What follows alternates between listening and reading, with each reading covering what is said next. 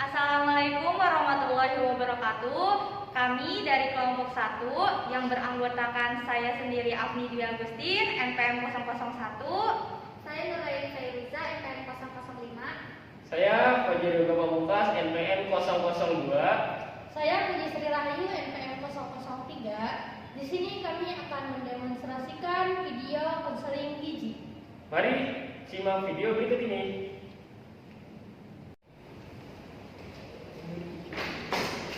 Permisi Bu, ini ada yang mau konsultasi gizi, yaitu Ibu Afni dengan anaknya Bu. Oh ya, silakan saja langsung. Ya, terima kasih. Tadi yang di depan itu motor ngagukeun. Iya ya nak ya. Atas nama Ibu Afni, Iya. mari Bu ikut saya.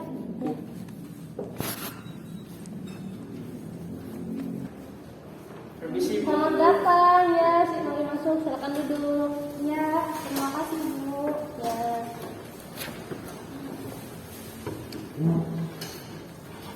Perkenalkan, nama saya Puji Sri Rahayu sebagai ahli gizi di rumah sakit ini. Dengan ibu siapa? Nama saya Ibu Afni dan ini anak saya Yoga. Saya Yoga. Ya. Kalau boleh tahu, datang ke sini atas kemauan sendiri atau dari rujukan? Ibu saya ini datang atas rujukan dari dokter Bu. Oh baik, boleh saya lihat hasil rekam medisnya? Oh iya Bu, ada sebentar ya. Nah ini Bu, hasil rekam medisnya, maaf ya. Ya, terima kasih. Ya. Sebelumnya saya akan memberitahu bahwa konseling ini dilakukan selama 30 menit ya Bu. Saya harap Ibu dapat terbuka sehingga kita dapat sama-sama mencari jalan keluar untuk masalah Ibu tanpa ada beban apapun ya Bu. Apakah Ibu bersedia? Iya Bu, bersedia. Baik. Jadi Bu, setelah saya lihat tekanan darah Ibu itu tinggi ya Bu, sekitar 180/100. Dan trigliserid Ibu 410, itu masuk kategori sangat tinggi, di mana batas normalnya itu 190 ya Bu. Kemudian berat badan Ibu 75, benar Bu? Betul. Dan tinggi badannya 158. Iya Bu. Oh jadi gitu. Karena apa ya Bu, ibu saya ini bisa seperti itu? Nah sebelumnya makanan seperti apa yang Ibu konsumsi di rumah ya Bu? Saya sih setiap hari biasanya minum kopi, terus juga sering makan gorengan. Ibu saya juga kurang suka Bu untuk makan buah. Akhir-akhir ini juga saya lagi suka makan ngemil ikan asin gitu Bu. Oh baik. Sebelumnya apakah ada keluarga Ibu yang mempunyai riwayat penyakit seperti ini Bu? Tidak ada sih Bu, cuman kalau untuk kelebihan berat badan, bapak saya juga sama Bu. Oh begitu ya Bu. Apakah Ibu mempunyai alergi terhadap makanan tertentu Bu? Tidak ada Bu. Lalu apakah sekarang Ibu sedang menjalankan suatu diet tertentu? Tidak Bu, tidak ada. Saya makan ketika saya mau aja, tidak ada pembatasan makan seperti diet-diet gitu Bu. Oke baik, lalu perihal aktivitas fisik nih Bu, apa yang sering Ibu lakukan di rumah? Masih sempatkah Ibu untuk berolahraga? Oh, kalau itu saya jarang, karena saya kan jarang berolahraga. Palingan keseharian saya seperti beres-beres rumah aja gitu Bu. Oh baik, saya izin mencatat beberapa hal untuk diskusi kita hari ini ya Bu. Ya Bu, silakan.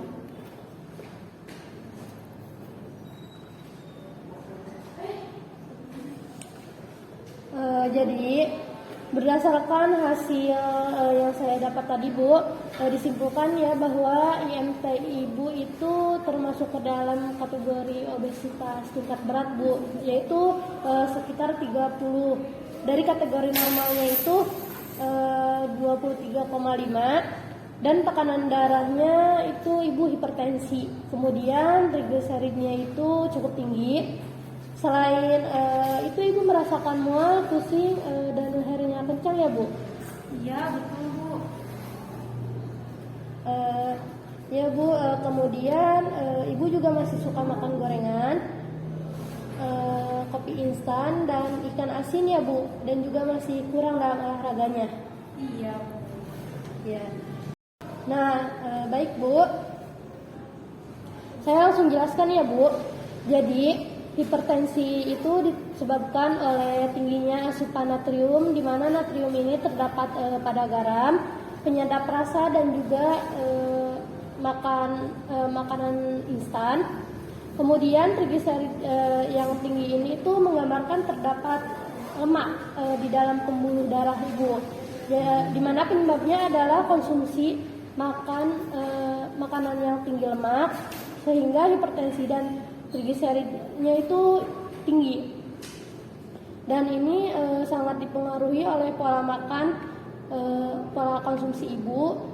Jadi dipengaruhinya oleh makanan ibu sehari-hari di rumah ya bu. Oh begitu ya Bu. Iya bu. Dan faktor lainnya itu ibu kurang mengkonsumsi buah-buahan. Buah-buahan yang mengandung tinggi serat yang fungsinya itu untuk mengeluarkan lemak di dalam tubuh. Selain itu ibu juga kurang ya bu aktivitas fisiknya seperti olahraga. Padahal saat kita olahraga itu dapat mengeluarkan lemak atau meningkatkan kebugaran dan kesehatan dan membakar lemak di dalam tubuh. Iya Bu, soalnya kalau di rumah saya kan sendirian, jadi tidak ada semangat aja gitu buat berolahraga karena anak saya juga kan sibuk kuliah Bu. Oh iya, saya paham. Kalau begitu, saya sarankan untuk ibu berolahraga ringan di rumah ya bu, seperti menggerakkan badan di pagi hari di teras rumah. Kemudian bisa ditemani oleh anaknya jalan-jalan keliling rumah kalau anaknya lagi libur gitu ya bu. Dan dilakukan secara rutin selama 3 sampai 4 kali dalam seminggu. Apakah ibu dan kakak ini bersedia? Iya Bu, bersedia. Tapi Bu, untuk makannya sendiri, kiranya ibu saya ini perlu konsumsi apa aja ya? Nah, sebaiknya mulai dari sekarang lebih membatasi konsumsi makanan yang ibu biasa konsumsi sehari-hari ya bu, dan digantikan oleh makanan segar yang diolahnya itu tidak menggunakan santan atau minyak yang berlebih seperti digoreng. Jadi harus kalau bisa direbus atau dikukus ya bu. Kemudian menggunakan sedikit garam dan penyedap rasa. Dan yang paling ibu harus tingkatkan itu ibu harus tingkatkan konsumsi buah dan sayurnya. Nah kalau boleh tahu, kalau di rumah yang masak untuk makan ibu siapa ya bu? Yang masak biasanya sih saya Bu. Oh baik, nah di sini saya punya leaflet ya bu. Jadi di sini sudah dijelaskan bahwa makanan apa saja yang harus ibu konsumsi dan harus ibu hindari. Contohnya di sini ada karbohidrat, di sini ada nasi tim dan jagung. Lalu kemudian untuk minyaknya itu ibu sebaiknya mengkonsumsi minyak nabati ya bu, seperti minyak kelapa dan margarin. Lalu kemudian sayurannya itu seperti wortel, buncis nih bu, di sini ada, dan makanan yang instannya itu harus dikurangi ya bu, seperti mie instan, makanan olahan seperti sarden. Lalu kemudian makanan yang tinggi lemak seperti daging-dagingan yang berlemak ya bu. Oh baik, tapi kan gini Bu, saya kan akhir-akhir ini cemilannya ikan asin. Itu bisa diganti dengan apa ya Bu? Kalau misalnya tadi ikan asin tinggi garam kata Ibu. Nah untuk cemilannya ibu bisa menggantikan ikan asin ataupun gorengannya itu menjadi buah-buahan ya bu yang mudah didapatkan. Tapi kalau untuk buahnya itu sendiri yang bisa dimakan dan yang tidak boleh itu jenis buah yang seperti apa ya Bu? Untuk buah-buahan yang tidak boleh dikonsumsi itu misal durian, nangka, karena itu mengandung gas dan alkohol yang tinggi ya Pak. Kemudian yang boleh dikonsumsinya itu seperti pepaya, apel, jeruk, dan mangga. Oh, baik Bu, saya paham. Mulai sekarang saya akan mencoba untuk sering mengonsumsi buah-buahan. Nah, untuk Ibu saya sarankan untuk diet tinggi serat dan rendah lemak ya Bu. Kemudian untuk memenuhi asupan cairannya Ibu perlu mengkonsumsi air putih sebanyak 8 gelas ya Bu per hari. Dan untuk Ibu mengkonsumsi energi seharinya itu perlu 1.500 kalori. Kemudian untuk anjuran konsumsi garamnya itu setengah sendok teh saja ya Bu sehari. Dan jumlah porsi makannya Ibu harus dikurangin dan ditinggalkan makanan seperti tadi Bu, dan ditingkatkan konsumsi buah dan sayurnya ya Bu.